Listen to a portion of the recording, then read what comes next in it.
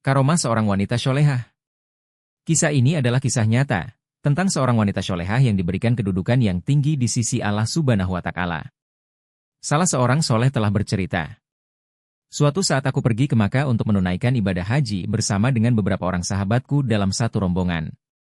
Kami berangkat dengan mengendarai unta dengan menyusuri padang pasir yang kering serta panas. Tiba-tiba datanglah rombongan singa yang sangat besar dan terlihat tampak kelaparan. Kami terpaksa berhenti dan semua orang dalam rombongan kami spontan kalang kabut karena takut pada singa-singa itu. Kepala rombongan pun ketakutan dan memanggil petugas keamanan untuk mengusir rombongan binatang buas itu.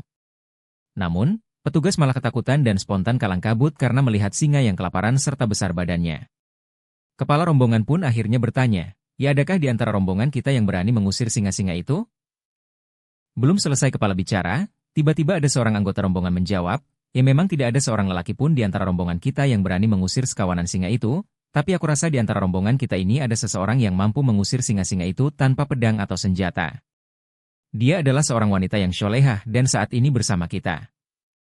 "Katakan di mana wanita sholehah itu dan siapa namanya?" ditanya kepala rombongan yang dalam keadaan kebingungan. "Ia ada dalam haudaj, tandu, untanya, Ummu Fatimah namanya," jawabnya. Kepala rombongan segera menemui wanita itu di dalam tandunya. Setelah menatap wajahnya, ia tersontak kaget karena wanita tersebut ternyata sudah berusia lanjut dan buta kedua matanya. Kemudian ia meminta sambil berkata kepada wanita itu, Ibu, kalau tidak keberatan, kami mohon kiranya Ibu sudi turun dari unta ini sebentar saja karena kami butuh pertolongan Ibu." "Memangnya ada apa?" tanya Ibu Fatimah yang keheranan. "Kami dihadang beberapa ekor singa," jawab sang kepala. "Lalu kenapa kalian takut pada singa itu, padahal kalian laki-laki?" tanya ibu itu. "Ya, benar Bu, kami takut pada binatang buas itu karena kami tak tahu cara menghalaunya." "Baiklah kalau begitu. Lalu apa yang kalian inginkan dari diriku yang tua dan cacat ini?" "Kami yang yakin hanya Ibu sajalah yang dapat menghalau dan mengusir singa-singa itu," tegas ketua rombongan. "Tapi aku ini seorang wanita. Apakah kalian senang jika aku dilihat oleh singa-singa jantan itu?"